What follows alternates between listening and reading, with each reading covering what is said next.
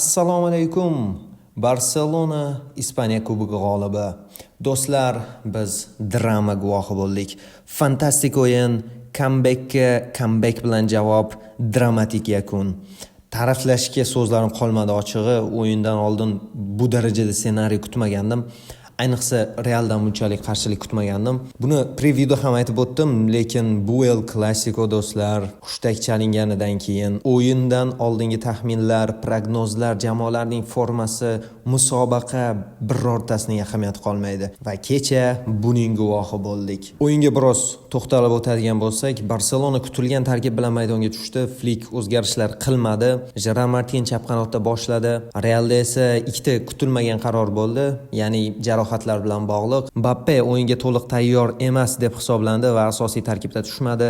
Mendy esa Yamalni qo'riqlash uchun tushishga majbur bo'ldi, ammo ko'p o'tmasdan jarohatdan to'liq tuzalmaganligi aniq bo'ldi va uning o'rniga Fran Garcia chap qanot himoyasida harakat qildi Real Madrid tarkibida. Barselona birinchi bo'limni to'liq nazorat qildi, himoyadan hujumgacha har jihatdan ustunlik Flick shogirdlarida bo'ldi. Pedri va De Jong o'yin tempini nazorat qilishdi. Ferran yaxshi o'ynadi, bir necha bor xavfli vaziyatlarga chiqib bordi. Olmo bilan tandemda yaxshi harakat qilishdi va bularning hammasi yig'ilib 28-daqiqada Pedri Gonzales tomonidan hisob ochilishiga olib keldi. Fantastik zarba. Dastlab Kubarsi Realning xavfli hujumini to'xtatib qoldi va Pedri Yamalga super uzatmani amalga oshirdi. Yamal esa qanotda biroz pauza ushladi. 14-hududda Pedrini topdi va shunchaki ideal zarba bilan Pedri Courtoisni dog'da qoldirdi. Shaxsan men Pedrini bir o'zi to'pga yaqinlashayotganini ko'rib, pushka yo'llashini ko'nglim sezdi, lekin bu darajada ideal zarbani kutmagandim. Realda esa juda ko'p elementar xatolar kuzatilayotganda, butun time davomida 2-3 ta pasni aniq amalga oshirishda qiynalishdi madridliklar. Maydonda jamoa emas, shunchaki bir individuallar to'dasi yugurayotgandek tuyuldi. Ayniqsa Vini juda yomon o'ynadi.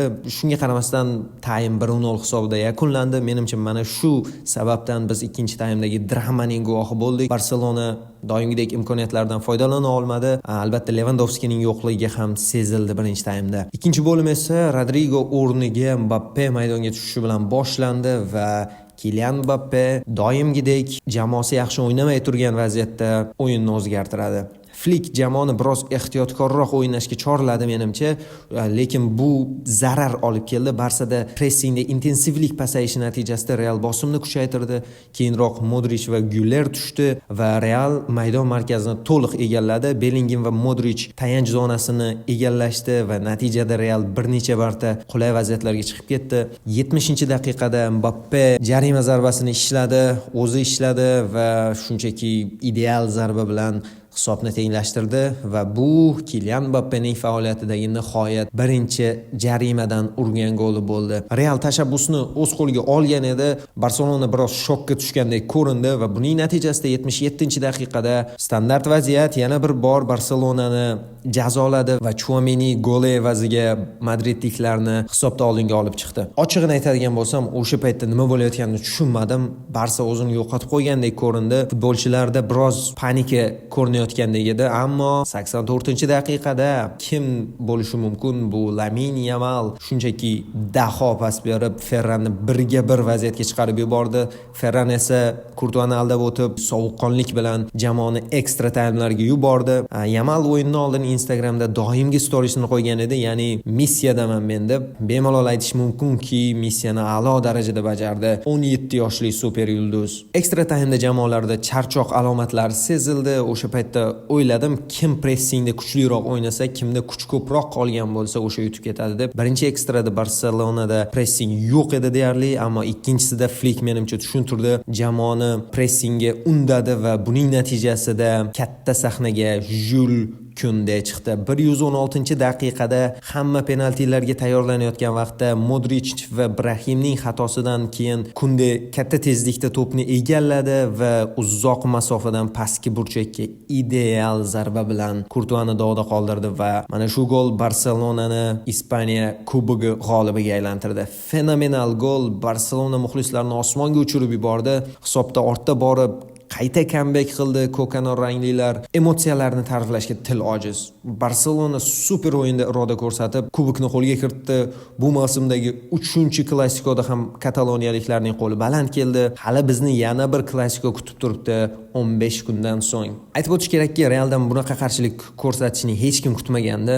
Carlo Ancelotti ikkinchi bo'limda o'yinni o'zgartirdi. Zaxiradan maydonga tushgan Güler, Modric va albatta Kylian Mbappe Realning urgan ikkita golida juda muhim rol o'ynashdi. Bellinghamni ham e'tirof etmoqchiman. Menimcha u Realning o'yindagi eng yaxshi futbolchisi bo'ldi. Ikkinchi taymda yondirib tashladi. Butun Real Madrid jamoasi asosiy vaqt oxiriga yaqin duellar, ikkinchi qavatdagi kurashlarda Barselonani jismonan yeb qo'yayotgan edi. Bu albatta ruhan ta'sir qildi, ammo Flikning jangchilari o'zlarini yo'qotishmadi. O'yin oxiridagi Real futbolchilarining hakamga g'azab bilan ot qo'yish haqida gapirmayman. Hozir barsachilar uchun mavsumdagi ikkinchi kubokni nishonlash vaqti. Do'stlar, bu jamoaning o'yin uslubi, individual mahoratlaridan ko'ra eng muhimi bu mentalitet hisoblanadi. Hech qachon taslim bo'lish nimaligini bilishmaydi. Bu mavsumda turli xil vaziyatlarni ko'rdik. Charchoq, qizil kartochka, oxirgi soniyalarda hisobda ortda borish, barchasini yengib o'tishdi. Bu narsa Barselonada uzoq yillardan beri yo'qolib qolgan edi. O'sha 2015-yillardagi Barselonada ko'rgan edik buni. Bu mavsum Hansi Flik Barselonani o'z qudrati cho'qqisiga qaytarmoqda.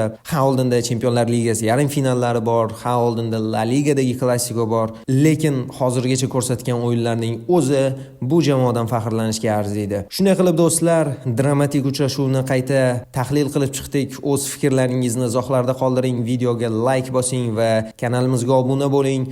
Bizni oldinda ko'plab g'alabali kechalar kutib turibdi. E'tiboringiz uchun rahmat. Keyingi videolarda ko'rishguncha salomat bo'ling va doimgidek Viska Barsa.